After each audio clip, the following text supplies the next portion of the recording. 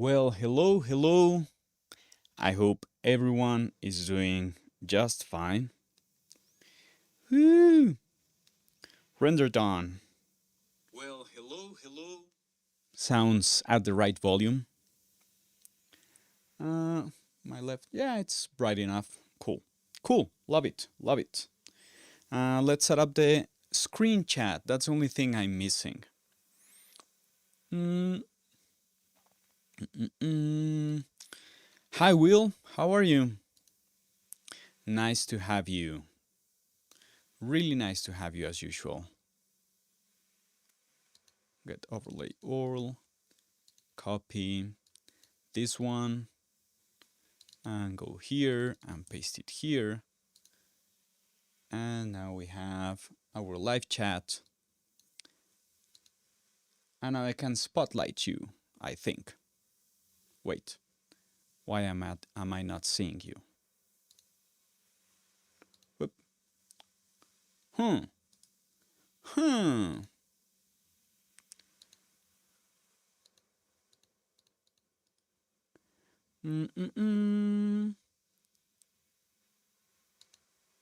There you go. Where were you hiding, dear Will? There you are. Ah, top wheel, top wheel. There we go. So yeah, hi everyone. The thing is, I used to do this podcast thing in Spanish. I did it for 2 years pretty much. So I thought I might try it or test it out in English and give it a test run and let's see how it goes. How it usually goes is I run through a couple of news that I have found across the week that could be interesting. And from there, there's the lighting, much better lighting. And from there, you can always feel free, please always feel free to ask anything you have in your mind. And I will try to figure it out as we go. Or I will say, I don't have enough information, let me look into it. That's the most honest thing you can do as a content creator and as a human being. So yeah, I have a couple of things that I found that could be interesting for most of you. And I hope you find this format entertaining. I have my own programming to do and look into my YouTube channel. There's always something interesting to look into. So let's get into it. First of all, let's go into Tascam. Tascam did something that I think is really, really smart. They have one of the products that I think is one of the best ideas that one might have in music production because they really got a product out there that is right on the spot, like right where it should be. Everyone is fighting over audio interfaces. Everyone is fighting over, yeah, it's looking all right. Everyone is fighting over audio interfaces and two channels and two channels. And there's a lot of market to buy things within those,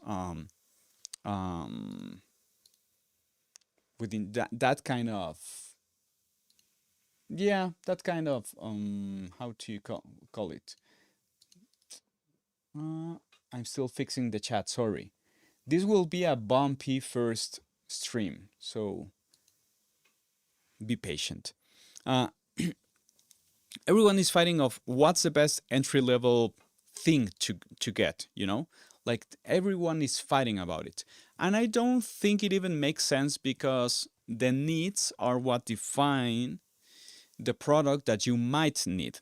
So if you go into Sweetwater or whatever is your local store, Toan or whatever you're located, what you might find is that most audio interfaces you will be paying starting from $200 to $300 dollars for a two-channel thing, and that's more or less a nice idea. And if you want to really go one like one category up and not have the most entry level thing, you might want to jump into the 500 market, but you're still thinking about 2-channel or 4-channel audio interfaces.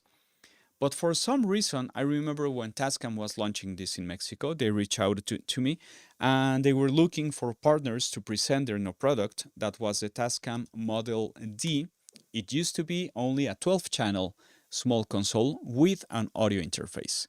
So if we look for audio interfaces that are in the range of the 500 to 700, sounds fair, right? Okay, so audio interfaces from 5 to 750. Yeah, that sounds fair. You will see that you still have some entry level, some Audient is a good brand, but Evo is an entry level, you know. Claret is the next level of Focusrite, that's good. Audient is a good brand in this level of their own products. But most of these audio interfaces still are very limited in the amount of inputs you might have. So if you are the kind of musician that are thinking, or home enthusiasts that are thinking on how to have an entry-level thing that might let you record a home live session or some sort of drums because you're a drummer and you might want to play with a couple of people and just throw out demos really fast, something like this is a great choice. The other thing that you might want to look into is the ADAT expansion. That's a digital way of connecting. It might get messier in some ways because it's pretty much straightforward. It's just one cable. I have ADAT down here, but this is really straightforward because you only have faders, preamps, and an audio interface. The other fun thing about this is that you can use these consoles as a way of practicing because you can empty the multitracks into those faders. So you can start doing some fun things for reamping. You can start summing stuff into other gear that you might have, something like this, you know. But the whole thing is that it's a different user interface or a user experience. Will on chat says, combo inputs, models, different inputs. Let's look into this one and the new one. And yes, the ADAT thingy, of course. Why is it floating in the middle of the screen? I want it to be... I can move myself. I will be down here. But I want the chat to be elsewhere. I want it to be up there. Perfect. Let me fix the chat in all of them really fast. Up there, up there, up there, yeah, up there. Fantastic. Except that when I'm up top left, I won't be able to, you won't be able to see me. Yeah, that works. Great, fantastic. So let's zoom in to this thing. So as you can see, you have your optional line instrument in, you know. You have a couple of stereo inputs down here. That's always great because you might have some keyboards or, you know, like any other thing. And you can select the source right here. Like, it's as easy as that. I don't think there's anything more straightforward than that. Probably the auxiliary sends are kind of limited because if you're trying to use this as a fast fix for live sound, a small thing, you have very limited sense. You have the main outputs. You can use, I remember there's some auxiliary here. You have 3 auxiliary sends that you might want to use. If you're not using the effects section of the console itself, you might use that one.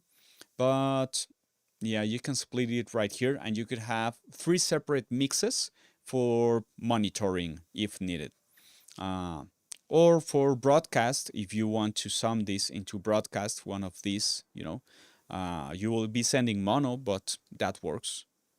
I'm not sure if this one is a stereo output or a mono output. Yeah, I'm not really sure. To be honest. So now they have released the new 24 channel that's a little bit sturdier. And one of the first things that I noticed is that you have more auxiliary sends. You know, you have 4 auxiliary sends and still you have the effects. And now you can have them as pre-fader instead of having them post-fader usually. You know, like that's also a nice thing to have around. I will have to really look into it for me to really understand all of the workflow of the small console, but probably this rec button is for the SD card that you were able to insert right here, top here, yes, and you can record multi-track, so probably you can record only certain tracks and only certain channels, and it's a fun add-on that they added a master bus processor. Yeah. So this is a nice bump up for for not such an entry level kind of thing, you know, like you even have subgroups. Yeah, I think that's the way to say it. For you to be able to handle several channels at the same time, something that you more or less kind of had here, but you were only using main and sub outputs and pre-fader listening for you to listen in your headphones. But here, this is much more closer to an actual console experience. How do you feel about this? Like, is this something you'd be interested in? I haven't shared the stream. No one will ever know that I'm live streaming if I never share the stream. Let me share it on Discord. Whoop.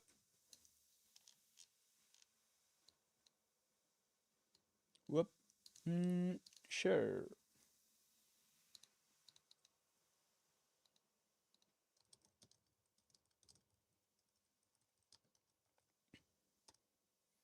There we go. And let's share it on Facebook really fast. Will says, I have one Tascam DP32SD32. Oh, Digital Process Studio. Yeah, those were great. Those things were really, really interesting. Tascam DP, the famous Porta Studio, 32 track. Let me share the live stream.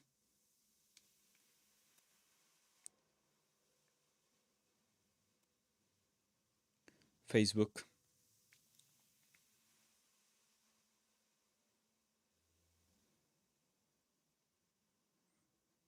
Live streaming now.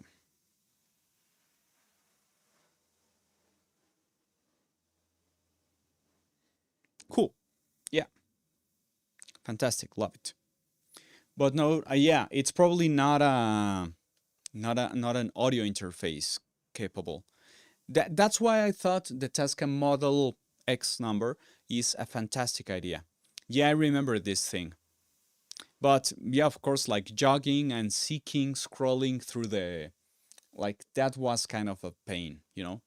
Like I get it. It was a great idea at its point, but now we have so much. It's amazing. And if you're using Reaper, like you can probably just run it in any old school computer or even some how are these things called that are not Arduino? The the other home do-it-yourself electronics programming. I completely forgot the name. What are these things called? Raspberry Pi. Raspberry Pi. You got it. You got it. Yeah. Like just build your own microcomputer with a Raspberry Pi, set up Reaper there, and it will work. Like I promise. And you can only carry this big thing if you really need it. And you have a mobile rig for recording anything. Like that's that's crazy to be living at this time. But yeah, Tascam has been doing some interesting stuff. I still think they could update a little bit on some visual interface. I get it, I get it. They like that. That's part of their signature. But I'm also sure that's part of the things that's pushing some customers back. Yeah, that will be really, really good idea. Like most people, when you start getting that skill of not being able to see the waveform, that's an extra listening skill that most people are forgetting nowadays. So yeah, why not? Like just give it to them and let them figure stuff out. Like that's how life works. Let's move on to another small topic. Let's move on. I've been hanging long enough here. So there's a freebie that I really enjoyed. Let's move this one. There, I have my monitor right there. There's a freebie that I think I left in the description of the video. I think I did. No, I didn't. I'm a horrible host. Let me do it. Download here. If you haven't used stuff from Audio Thing, they are fantastic. Like I love what they do. They have such a nice vision of sound and interesting sound, and they have a lot of collaborations with Hainbach. These guys from, I forgot where he's from. He's probably somewhere from Austria or something like that. He sounds from that region. Forgive me for my geography.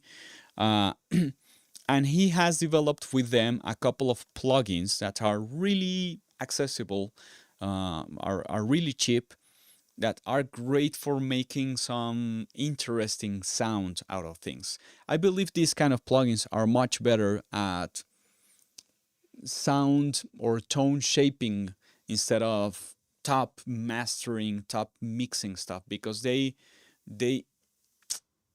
bring so much of themselves into the quality of the sound or the tone of the sound. That's a better set of words, that whatever you run through them, it will show. It will show.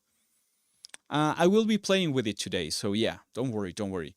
So I have things. I think I have things voice. I think I have dials and now Moon Echo. But let's jump quickly into Reaper and let's figure this thing out. I don't think I have a project like right here at hand. So let me search in my MIDI Explorer for something. And you will probably be able to listen to Reaper because I have everything routed. Let me double check. Yeah, you should be able to.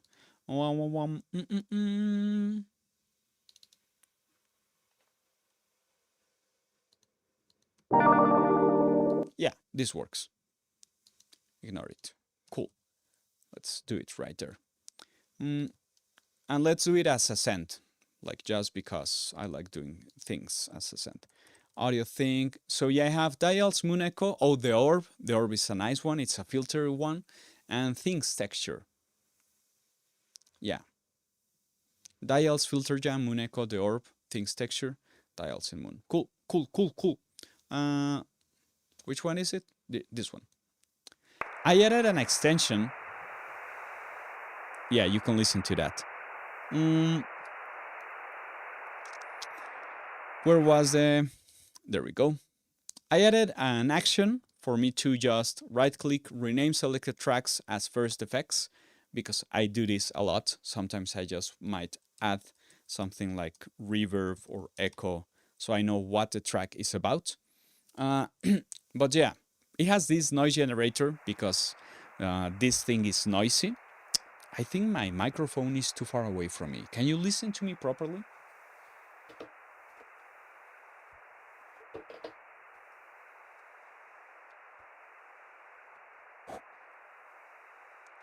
Give me one more second.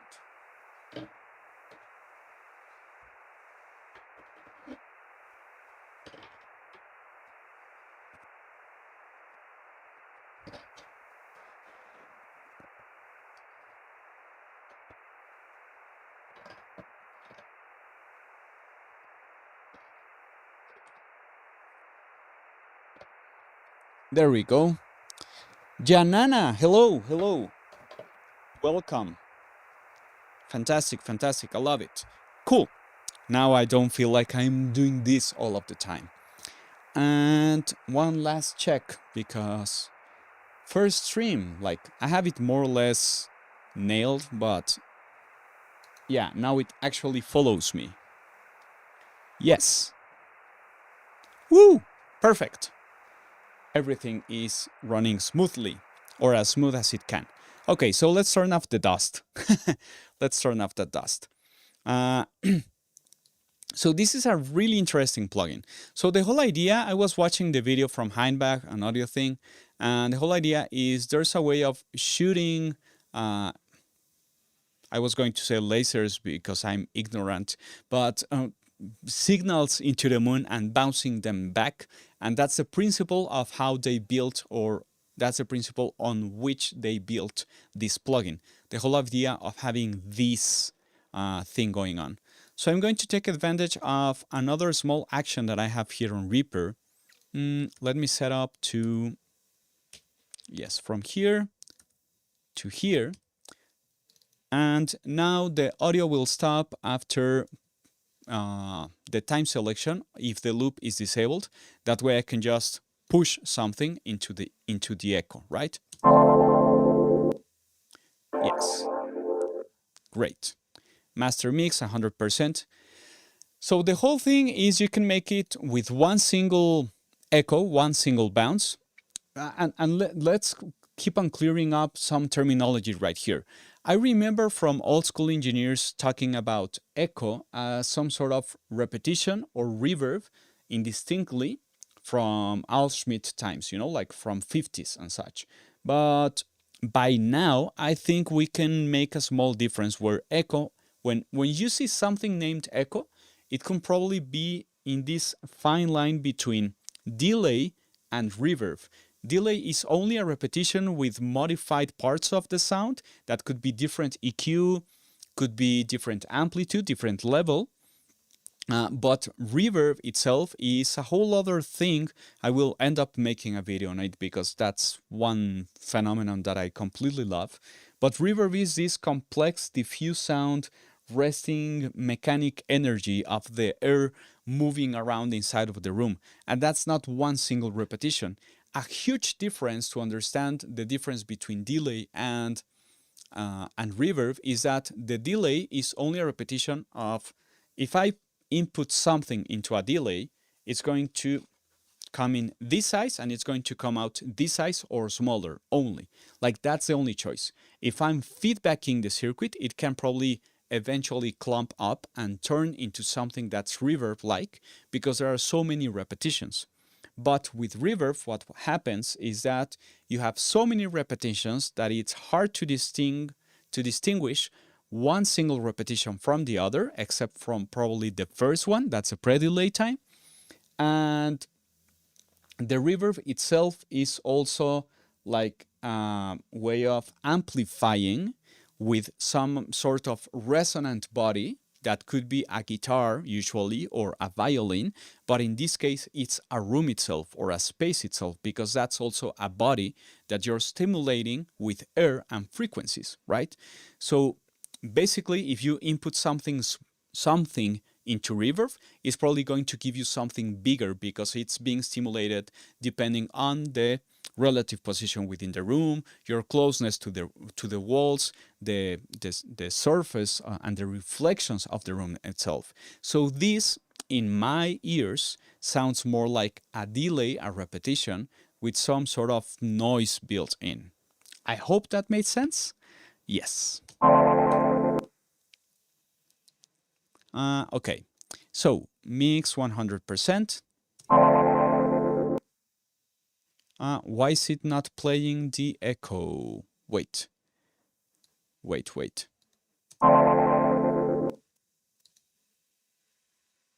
What? Pinging the moon, getting ephemeris delta? Okay, that's new. That's really new.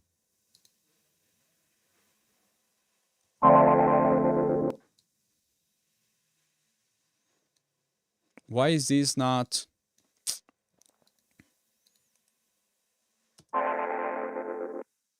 Yeah. Here I have the time. Yeah. Let's make it closer. Let's bring the moon closer. That's so beautiful. But why am I not listening to an actual repetition?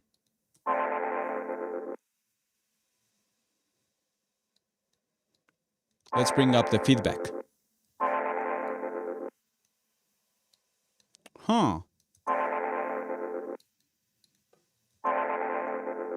Did I turn it off somehow? Let me load it again. Maybe I broke something. I'm good at breaking things. Okay. Moondust off. Cool. We have it back. We're back online. Cool. Let's bring it closer. Time.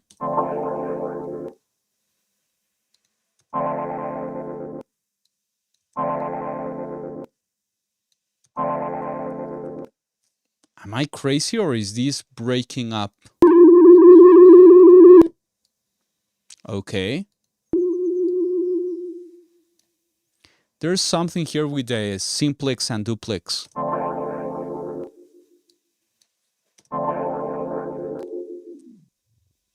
This is an effect that I really love, probably when you're making music and you want to automate a small section to make it slightly more interesting.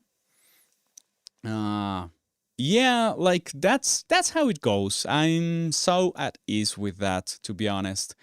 Okay, let's bring this plugin down here and let's start making small tips of stuff, right? So what I will be doing is, remember that now in Reaper 7 we have had some updates with the automation things. I have a shortcut on my keyboard so I can open the envelopes for whatever I last touched, so I can automate things a lot faster. So I'm just going to push this one and I'm going to automate this one, the time knob. So I go back to the track, I hit my shortcut, and now I can see my last plate because I have this organizing last touch. That's the way I'm organizing my envelopes. So I can hit active and visible. I could arm the track. I used to have, well, I still have a shortcut to automate the track and to cycle from automation modes. It's this one, Command Shift A. So you could automate it two ways. Like you could automate this real time, for example, Command Shift A. There we go. It changes color. Now it's being automated. I'm going to make the plugin a bit smaller so we can really see what's going on. Okay, so I want to get this down pitching effect at the end of the reverb, and that sounds good.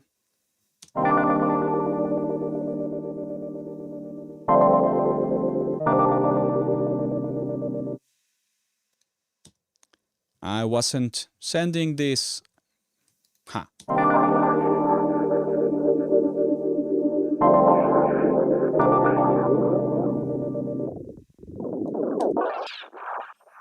You could automate it like that and then go back with your shortcut to read mode.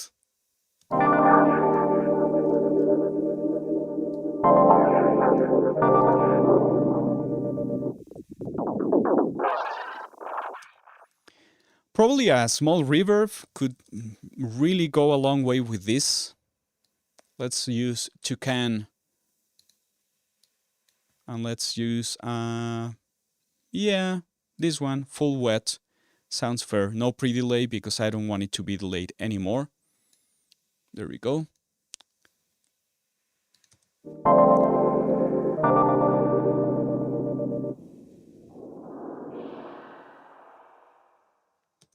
And that's a nice effect. Like you can start playing with that kind of things. Usually when you're playing around with the time, what will happen is, remember that if you move time real time, you will end up affecting the pitch. Listen.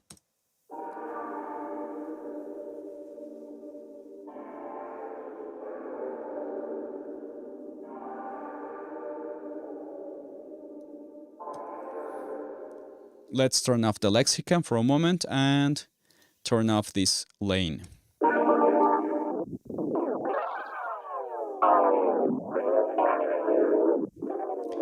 if you start shortening the time, what will happen is the time will speed up and you will get a higher pitch. Like that's the only thing that will happen. But this feels like a tape stop. Like that's the thing that most people like. So if you are trying to fake a tape stop, you can just automate a reverb to go slower to a certain time, so you actually feel that. Let me show that with the lexicon really fast. And with this one, you will have to do it with the size of the delay, of the reverb.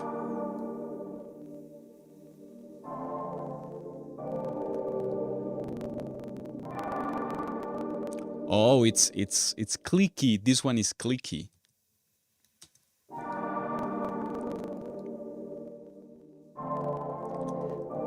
Let me show it with another reverb because this one is not working. Reverbs. I have a ton of reverbs right here. Let's use...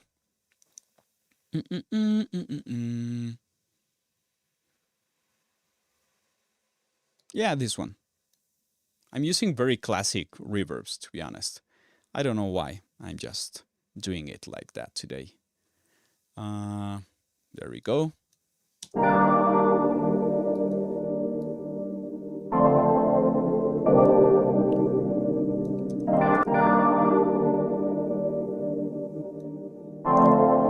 Why is this not working?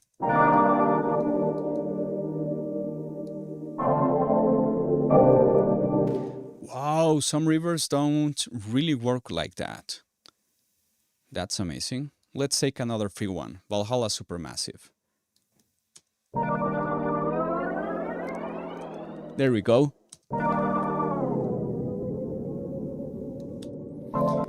I'm quite obsessive with some small details, so you might even want to figure out if the place you're landing when you're slowing the tempo could be a nice place to land because it's tuned, you know, it's kind of tuned.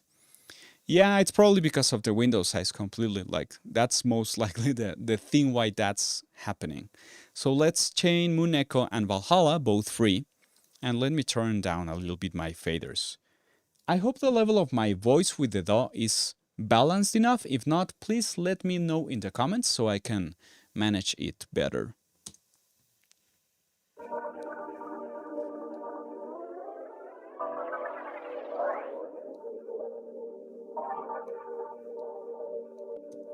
Okay, let's do something like this.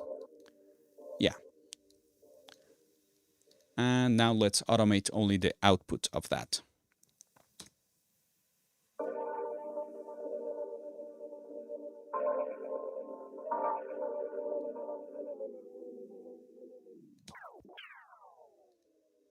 Something like that. Good evening, Mr. John Matthews. How are you? So nice to see you.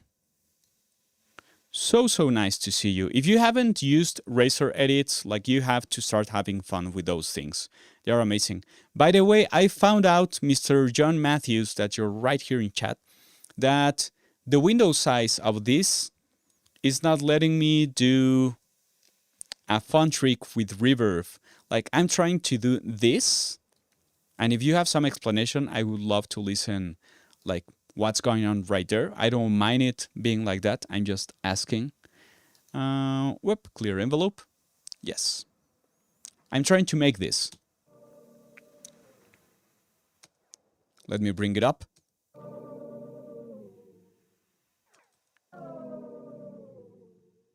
So I'm automating the time of this. And with other reverb plugins, what I can do is change the length of this, and it also brings up the same movement of space and diffuse sound. So it should be making more or less, like it should change the pitch of the sound. But it's not doing it.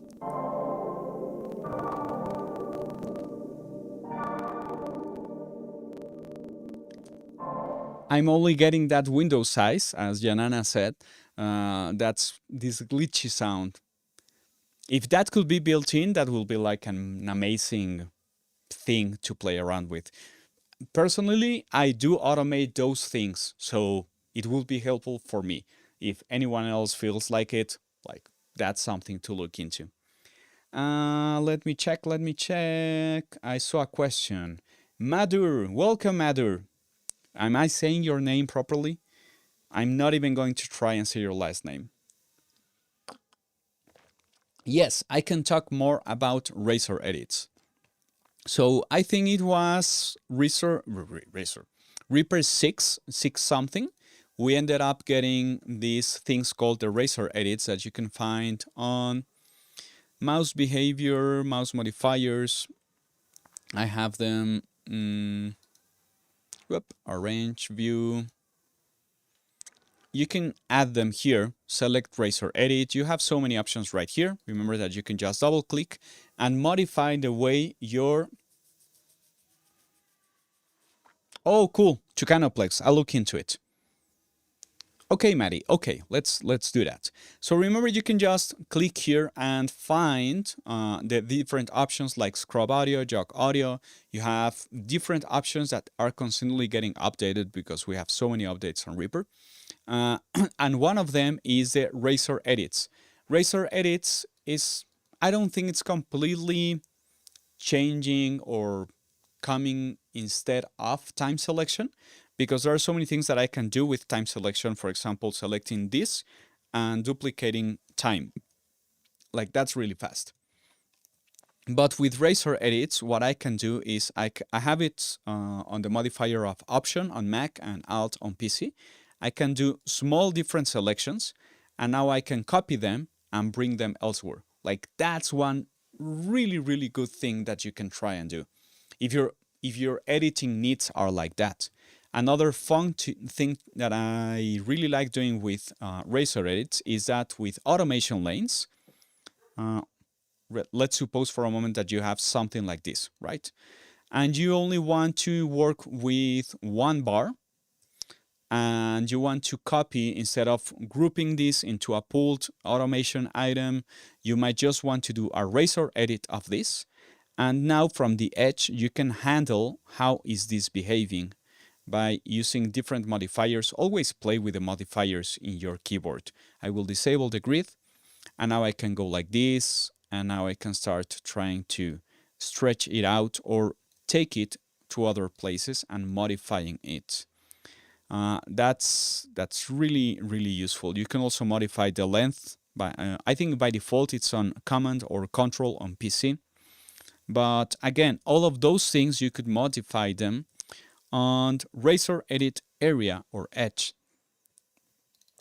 and you can change the behavior of your left track or your right track, and yes, you can ripple things out.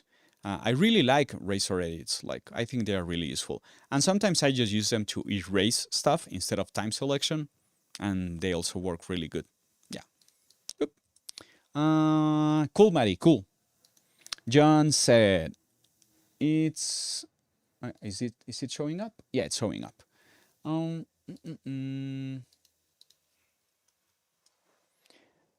Let's check really fast. Tucanoplex or Tucanoplex? Let's try that one. Tape echo. Yeah, because this is a tape base effect. This should work. Let's try it like that. Sustain echo mix. I'm guessing it's this one. Yeah, this one is the time. Yeah.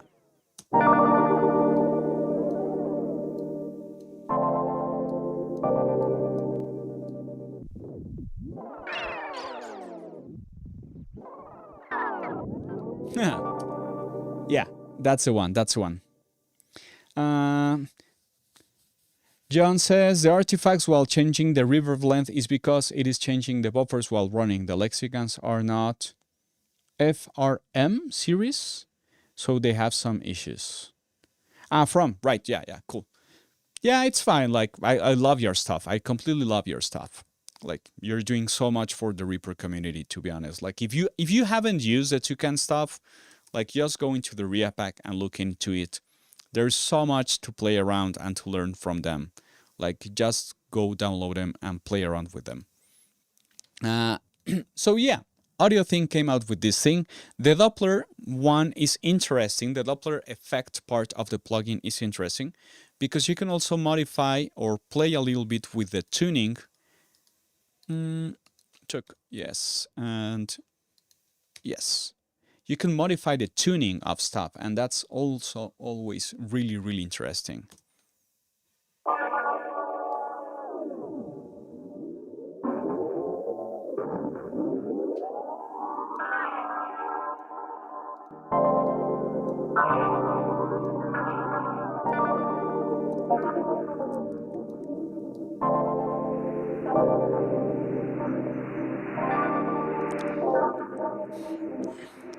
And probably if you want to start making, I have a couple of videos on this, on how to try and make some things fun in some other ways. What you might want to do is, for example, the moon dust is an effect that I would much rather have rise whenever the keyboard is actually going down.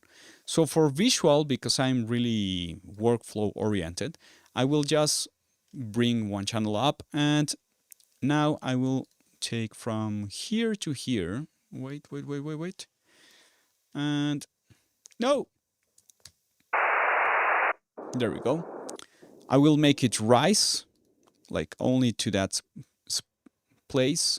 And what I was saying about the razor edits is that now I can just copy this one, paste it, adjust it, duplicate it, adjust it, duplicate it, adjust it, duplicate it, adjust it. And now that noise is always swelling into it, you know. I could also add like a little bit of a curve that's different for every single one. So that gives an extra small vibe to it, you know. It's probably a little bit loud at the moment. So let's try and turn it a little bit down. I think I can do it with... Whoop. There we go. It's from there. Yeah, I love twisting automation stuff. Ha. So now it sounds like this.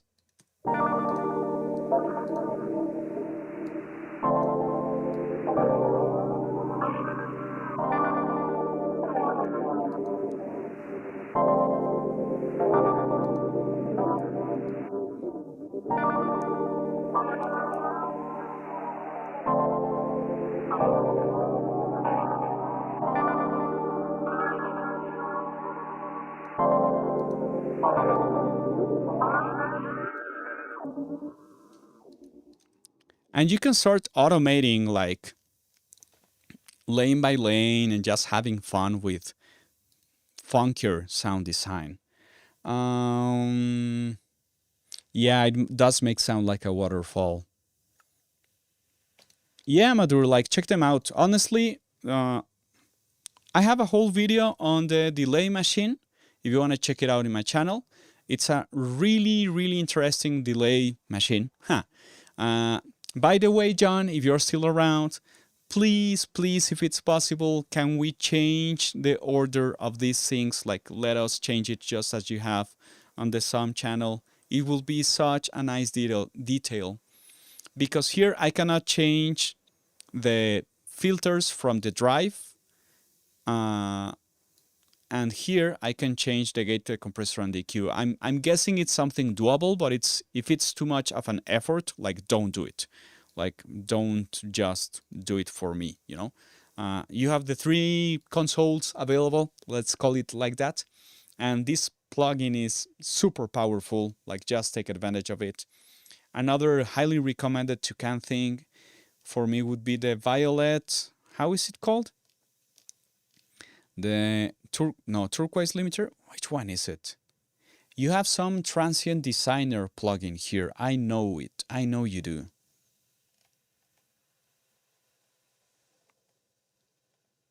I know you do. Where is it? Where is it? Envelope shaper. You have an envelope shaper. Yes. This one is super useful for dealing with toms, for dealing with guitars. Yes, it's a Violet something. I know it's a Violet something. Yes, Violet envelope shaper. Yes, this one. Like you can really modify the envelope of stuff. You know, like it's fun to play around with those kind of things. Like it's interesting. On vocals, you can do some interesting things. Yeah, like look into it. He has done so much, so much, so much. And I think I saw you released a synth finally. For most people that don't have a synth at hand, I remember it was called, yeah, Poly. I think it's this one. Yeah, it must be this one. Yeah, it's this one. I haven't played with it, so I can't give an opinion yet, but I will play with it. Yeah, you could make a series 2 of machine. Rana says, Toan plugins could be included with Reaper installed at this point. I'm not really sure how does that work, or on how can you reach to Justin and say, hey, let's include this. That's why we have Reaper RiaPack. Like you just go browse packages, update, install stuff that the community is creating and updating at their own time, because they don't have to follow the updates of Reaper. And I think it works fine just like that, to be honest. Probably the starting point or the entry into Reaper could be a little bit taunting at the first moment, but like there's so much in there that you can just dive into it. To more or less close the idea of the small chapter of audio thing is look for plugins that are interesting sounding if they fit your style or your genre. Let me just show you another one that I really love from them. That is, let me drag some drum loop. I have a ton here.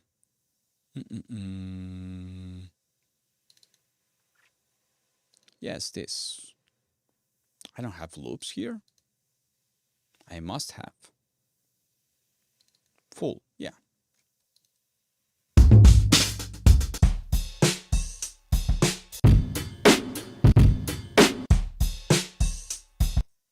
Yeah, let's do this one.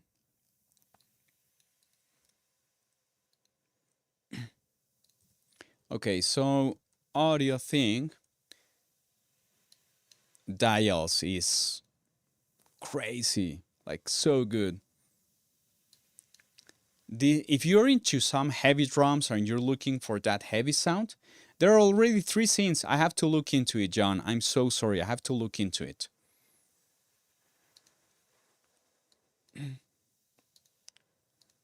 There we go. So yeah, this thing is some sort of old compressor saturation broadcast kind of thing that has 4 stages. The preamp, the compressor, high pass filter, and low pass filter that can be modulated and have a certain bandwidth. And this is not an obvious handle control that I always forget, but always remember in time. And I love that it has the oversampling here because I don't want some aliasing going into my things. Oh, so let's play it once. Let's play it once without it and then with it.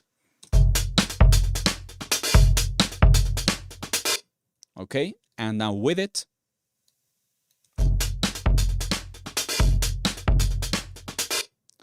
Remember that I think most of the people don't fully understand that one of the most important things of dynamic processors really is the timing, because every single dynamic processor will have their own design where they eventually reduce amplitude or increase amplitude in some way by detecting a certain level, right?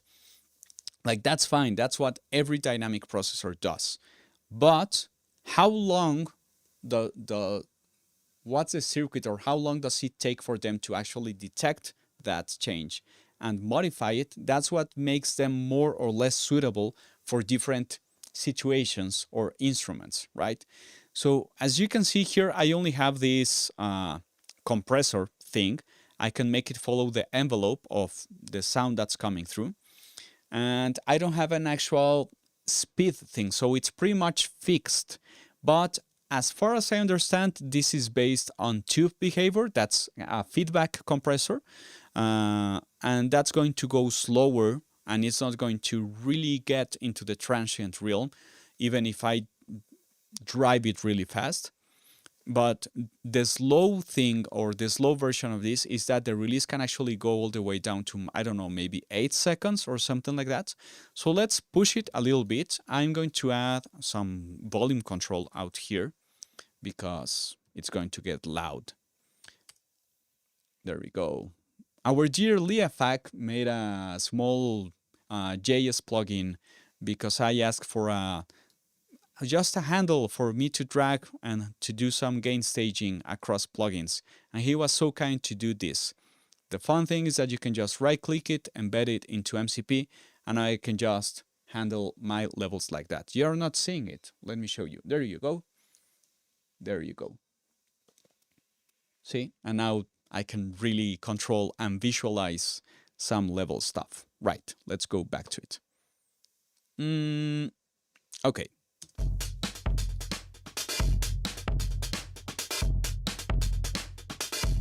Let's push the preamp a little bit more.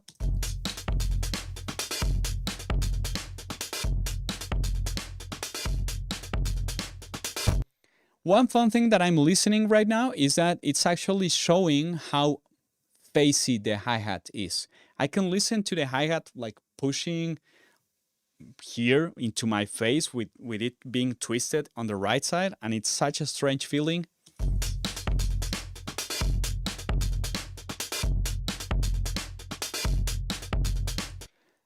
That's interesting with compression. Like, you can really mess around with stuff.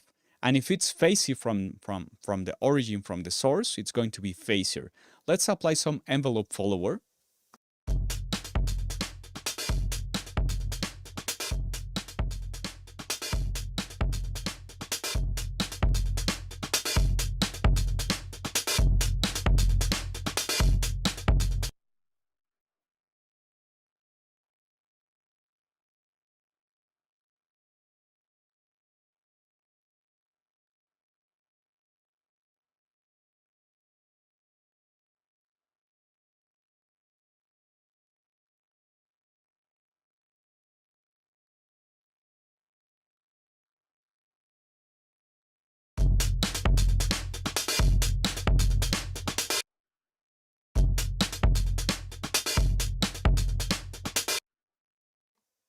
You can, right?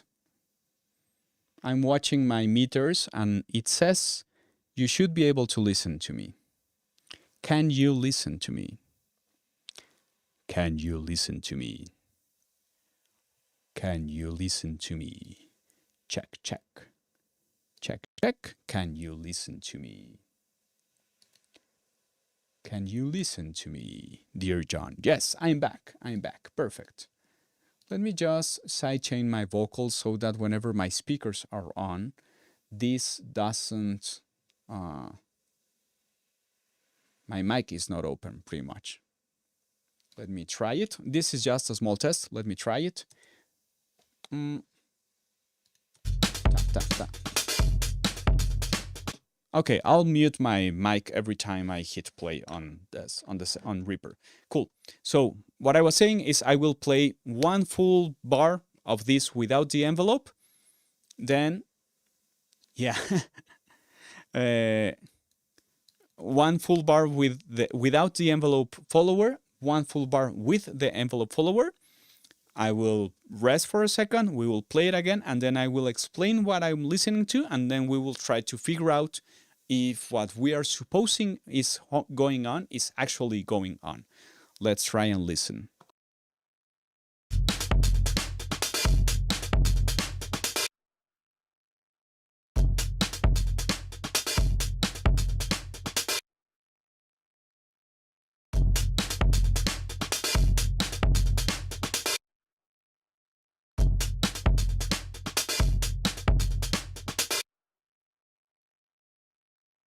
Okay, so what I'm listening is that whenever I disable the envelope follower, the kick drum is extended in distortion, is extended with distortion, because it's not adapting the release. It's not only just adapting the release, it's adapting how the gain reduction affects the signal, because it's following the envelope, like it's pushing it into the compressor.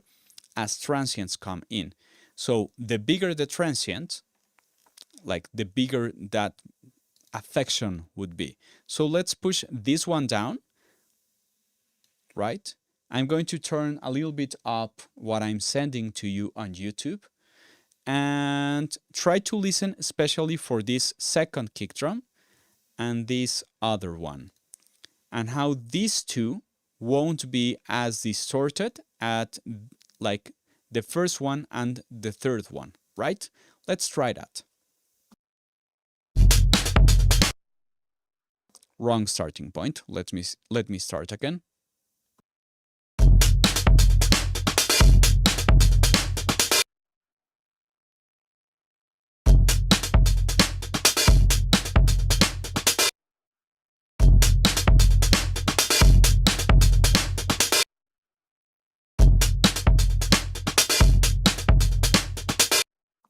We're still getting that distortion, but I think it's adapting better to the kick drum, right? So remember, you can always try and test whatever you think you're listening to. Like, it's not just, I think I listen to this, right? Record output stereo, right? So let's take this. Whoop, no, this. Whoop. Let's duplicate it. Why is it not duplicating? Whoop, whoop.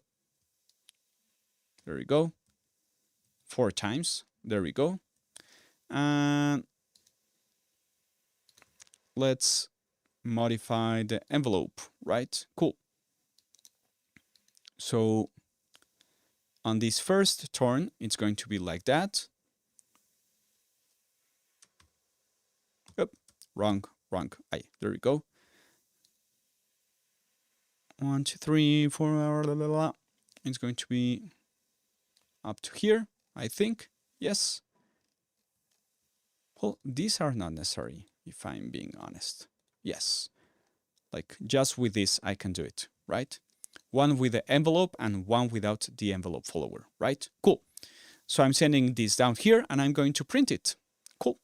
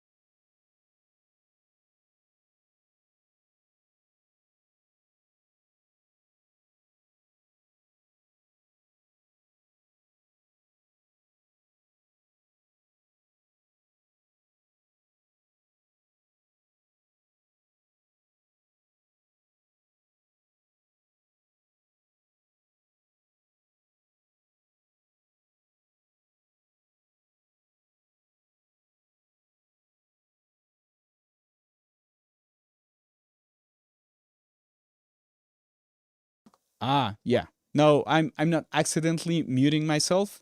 I'm pushing it on and off because of the speakers and such. What I was saying is that whenever I'm using this envelope follower on this second half, what you will see, it's fine, please remind me, I'm trying to get, again, used to this live streaming stuff. It's fine. Whenever I'm using this envelope follower mode on, you can see that it's getting a lot tighter because I don't have any sidechain input for this to listen to a specific amount or a specific frequency where I'm not like letting the compressor know exactly what I'm doing, right? But whenever I have it off, whenever the compressor is not following the shaping of the sound, you can actually get this more out of control sound, if that's a way of saying it, right? Try to play with it. Like remember that in Reaper, this is always like, remember that in Reaper kind of thing. You can do this with pretty much anything. Like you could use, let's go again with Toan with John.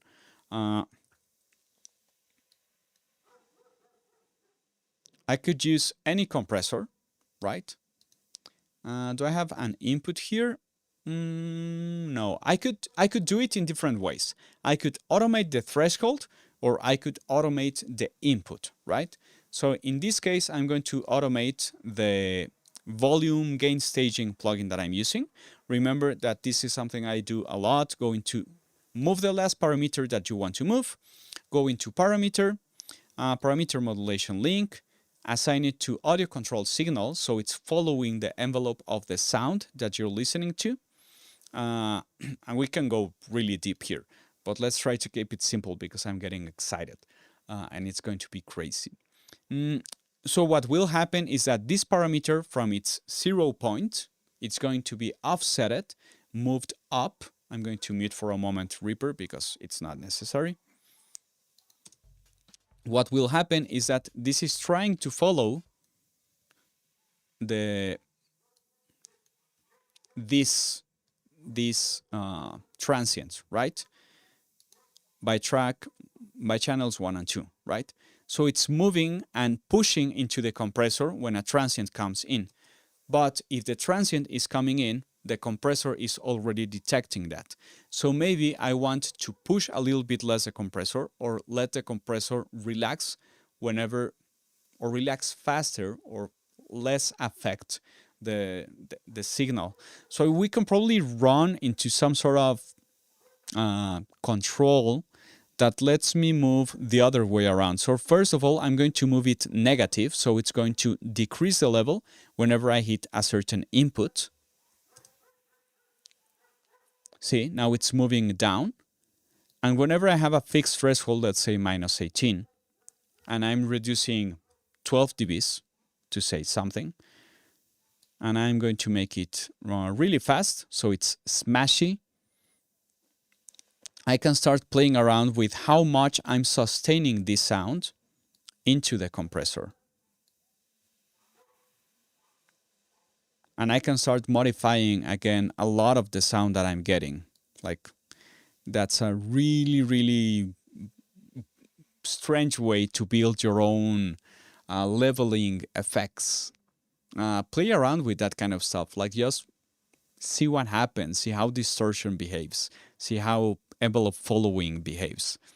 It's interesting enough, at least for me.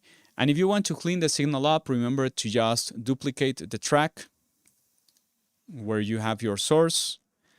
Let's duplicate this one. Let's suppose this one is not going anywhere. Let's apply an equalizer right here. And you might want to remove some low end and feed this into tracks, into channels 3 and 4 of the original track that's being compressed, and make the control of this modulation parameter link follow 3 and 4, so it's now listening to this filtered track down here that's in blue, right? You can go as crazy as you want trying to figure out how to do things behave how you want them to behave for how long you want them to behave. Again, my last comment on this is dynamic processors are fantastic, but they are pretty much all doing the same thing. They're just doing it at different times during different amounts of time. And we can make that control ultra precise if we want to by doing this sort of processing. So this live stream is also meant to be some sort of ask me anything. So let's open up more or less the questions, the completely open questions. So ask me anything, like let's put it to test. Let's see if it works, if it doesn't work. Any kind of questions. Let's keep going for a couple of extra minutes and we will be done for the day. In the meantime, while you think or write your questions, please, like pretty much any subject, I should be more or less able to answer or give you some useful information. Remember that I have a lot of videos on my YouTube channel if you ever want to go snoop around that. If you're new to the channel and you run into this and you think it's being interesting enough. Oh, and go check Davy, and go check Davy's channel as well. My channel. Yes, let's go into my channel. And remember that I have a ton of videos that I have been more or less ordering in different ways. I have stuff that have been a lot of on recording, on how to record external things into your computer, and workflow. I'm deeply concerned about workflow. I have very few videos on third-party plugins, but check them out. These yellow thumbnails are more or less like creative thinking things. That's stuff that I found out that I think are interesting. More or less, most of these blue things are Reaper, really Reaper-oriented videos. These pinkish hue are more or less workflow videos that can apply to or are DAW agnostic. These purple ones or reddish ones are more third-party plugins. I have a couple of videos on how to listen to stuff because I'm really concerned about oral training, like how are we listening to stuff. So these are some excellent listening training videos, and you can download the files, and I have prepped the Reaper sessions so you can just download them and play with them. Okay, so jump into it. One of my most viewed videos, and if you still haven't heard about it, is the TDR Nova tutorial, and it's a really in-depth video on how to take advantage of the Nova plugin. This one, TDR Nova Inside Out. Like, it's 20 minutes on really how to use it properly. Let's go into the chat. Janana says, I am having trouble balancing the mix between music and sound effects when exporting audio for a video game. I'm not only talking about volume, but also frequency masking. Any advice? Yes. I think balance is a word. I'm going to get a little bit philosophical here. Balance is a word that more or less can mean different things and can drive you into different places that you might not want to be in. Let me say it in another way. When we think about balancing something, if I try to balance this pen on my hand, it's not like just put it and leave it there. Like, it's not this mug that has this big surface underneath where I can just put it here and it's stable.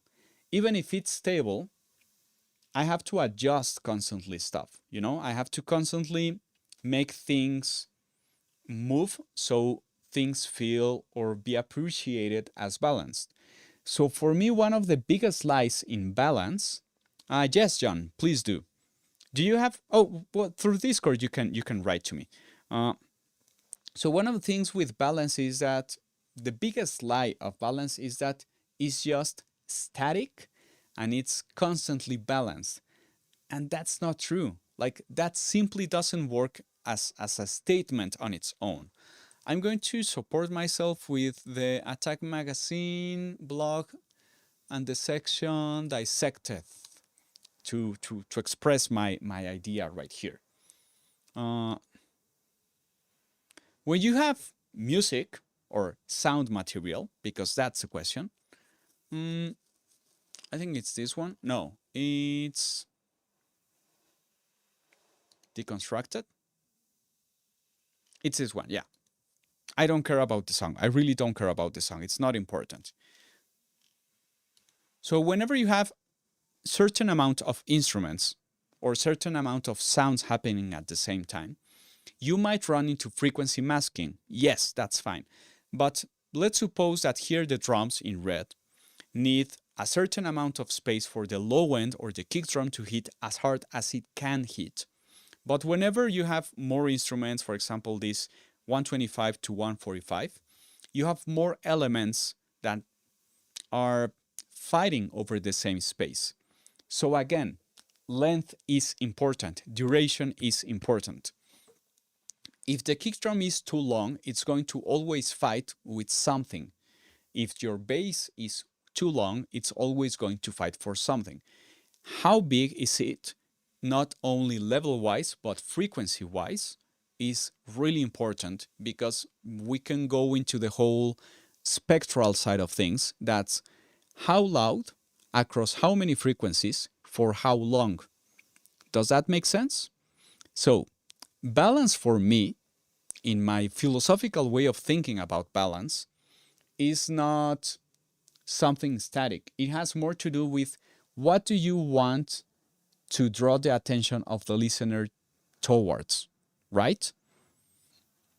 It has more to do with I'm really not worried about the snare drum fighting for a small microsecond with the vocals in music, because it's so short. It's so short. Feel free to keep on giving options, John. Please, it's your own place. It's your home. Feel at home. It's so short that the ear and the brain don't manage to average the snare sound, because it's shorter than 250 milliseconds. That's a really important data to have always in mind. If any sound is shorter than 200 milliseconds, masking will be pretty much not even an issue. So in effects, in sound effects, a lot of effects are really short.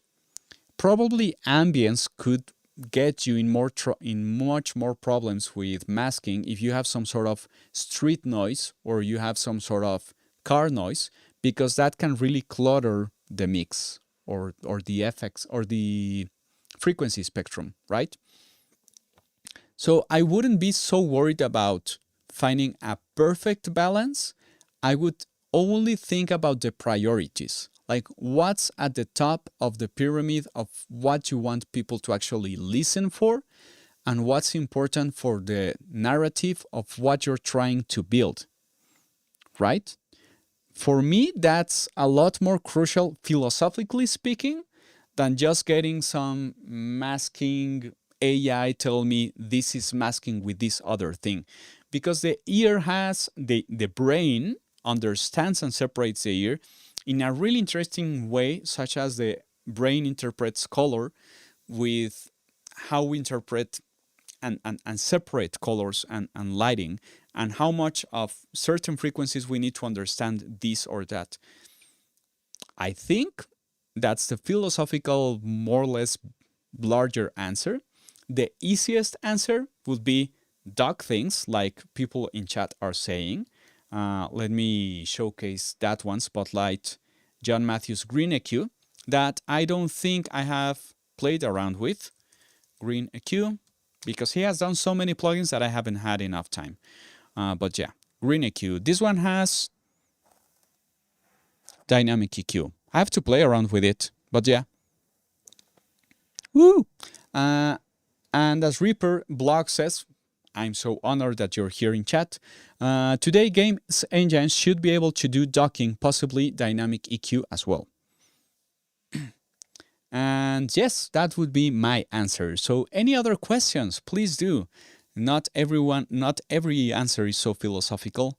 Some are. I love that you actually included my scroll wheel from my mouse here. I love it. I love it. I love it. I love it so much. Yes. I hate it when people don't do this. I saw someone mention, and I think it's a brilliant idea. I want to test it out. I need someone with a Wacom. Wacom. Drawing. Yeah, let's look for it. Because it made a lot more sense. It's going to be in Spanish, because I'm in Mexico. Deal with it. This...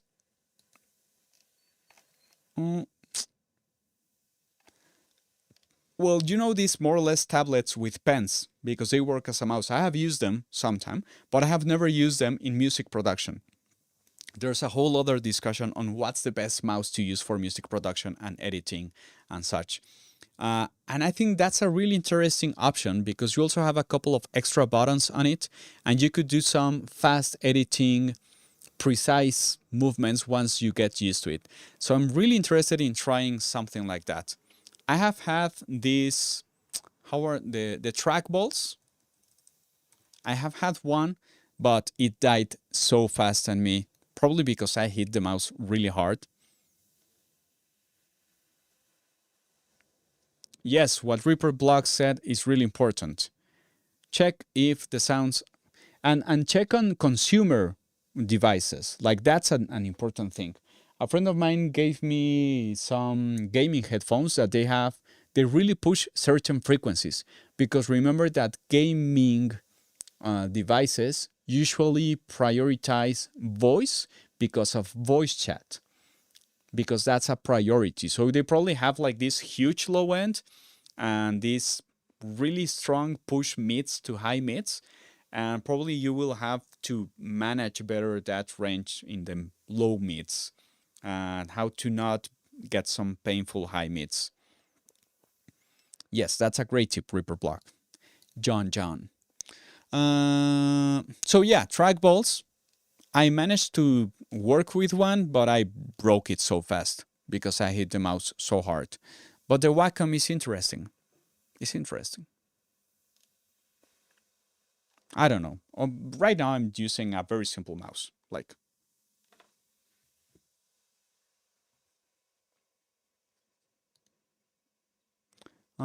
John says, your answer was not too philosophically. Yeah, but I know some people are expecting like the fast, put this EQ, do this, 3 dBs here, 3 dBs there, and you're good to go. But yeah, it's not about only technical stuff. It has to do with understanding how you're guiding someone's ear when they first listen to it and they have no background and no interest in staying there unless it's interesting for them. Will says, my son has a drawing pad similar to a Wacom doll. You might want to try it. You might want to try it. It might be comfortable because I think we are used to this, like, and I have written sometimes and I have realized how worse my handwriting has gotten because we're so used to our cell phones, you know? And how did it felt, John? How did it felt? Was it horrible? Was it a horrible experience? Oh, we have had so many views. I'm super excited. 52 views right now. Thanks everyone for watching. Well, I'm going to try and make this a weekly thing or maybe every 2 weeks thing, more or less in the schedule. I think it's good for everyone.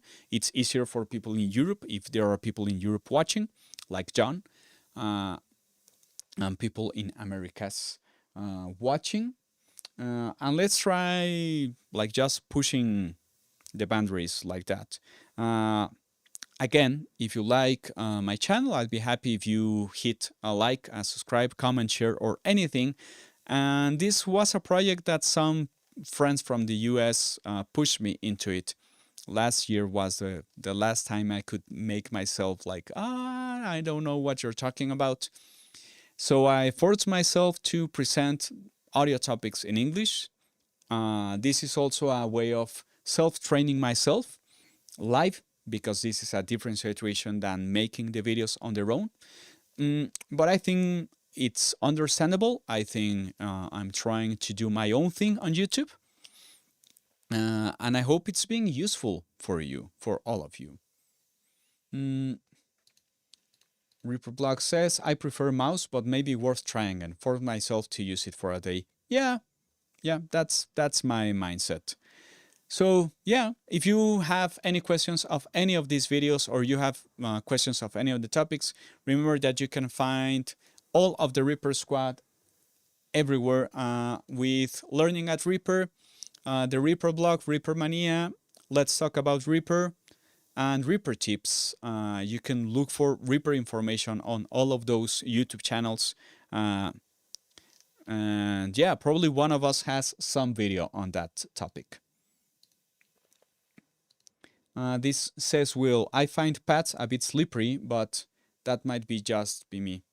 I don't know. I have to try it. I'm really excited about trying it. I think it's an interesting option. Also because I spent way too much time here. So yeah, I have to go back to editing. Let me close Reaper for a second and show you a small session that I'm working in. Because even though this YouTube channel is Reaper, heavily Reaper based, I do other things. I am actually a mixing and mastering engineer, and I do audio production for stuff. So I think there's a video here that not too many people saw. That's how to record a live session start to finish. This one, recording a live session step by step. And it has all of the ifs and buts that you might run into.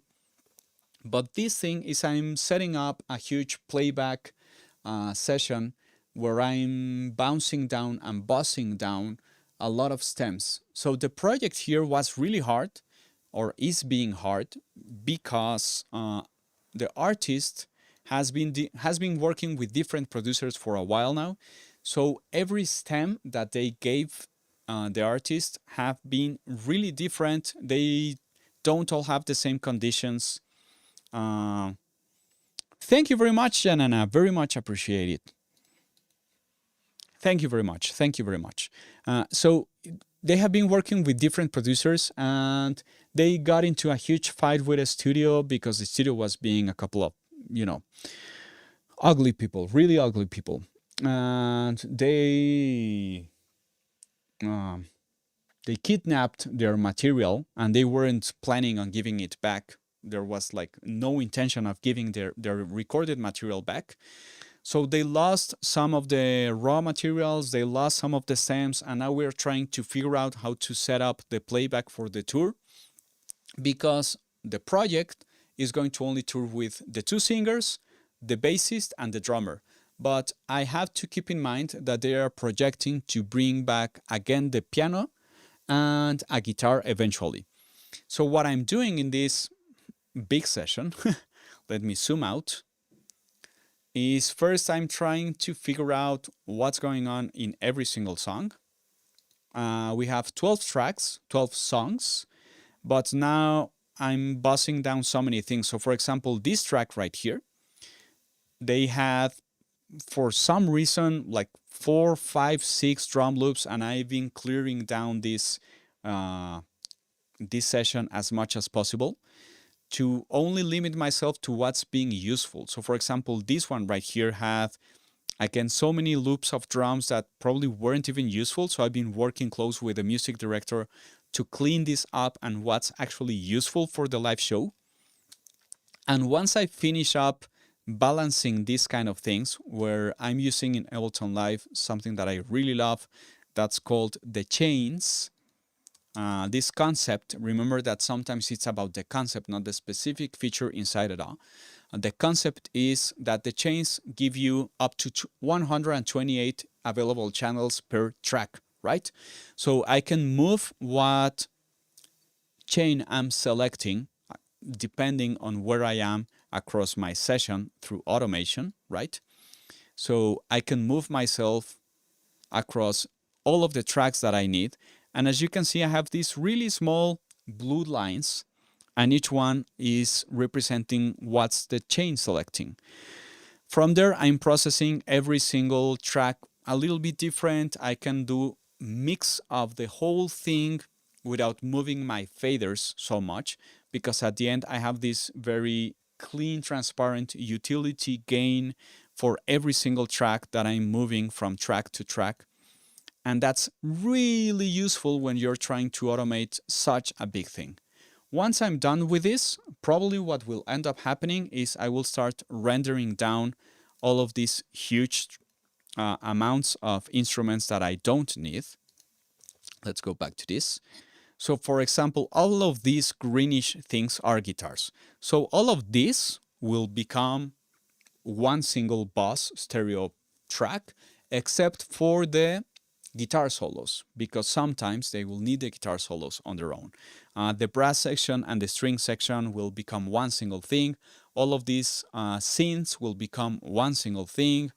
all of these keys, because most of them are Rhodes or DX7, will become one single thing. The bass will be one single thing. The percussion, the drums that are like 40 tracks at the moment, and that's crazy, you know, all of this. And all of the backing vocals across the different tracks will also become one single stereo out. So remember that you can do a lot of things in audio or music business. The audio industry or the audio economy, if you're only trying to get people to record at your studio, you're going to end up driving yourself crazy because people want to pay nothing for bigger investments. So figure out what other things might be interesting for you. In my case, I really like doing this sort of playback integration of larger things. We will eventually add lighting programming to this. But for now, they are really rushing with this session because they are going down to Argentina, Chile, and Peru. So we need to finish this by as soon as possible. And yeah, that's another thing I'm also working on. Yes, I hope that's interesting or that brings some questions to your head. Thanks everyone for being in chat. Thanks everyone for staying across the live stream. If you want to leave one last question, I'm happy to answer it. If not, let's start leaving because I have to get back to work again. I wasn't able to put a video out this week, so it was a perfect option to start live streaming today. So let's try and keep it that way. If there's a day that suits you best, please let me know. I can adjust to that. Usually my videos come up every Wednesday at 10 a.m. Mexico City time. But the live stream shouldn't be exactly on the same day. So I will probably adjust it to maybe Mondays or something like that. If there are no other questions, let's get back to our starting screen with my beautiful room, with my synth, with my computer right here, my chimney right there. And I love that background. I love it. I love it. And my other keyboard on that side. Even though I'm a bass player, this image should have a bass. It doesn't have one. Well, thanks everyone so much for watching. Thanks everyone for tuning in. And if you're watching this on repeat, hi from the future, from the past. It was nice sharing with you. Straight from Mexico City, my name is Juanchis, and thanks for listening. Do do do do do. Out music, music, background music, out, out. Diego Emiliano says, late no way. ¿Qué onda, Diego?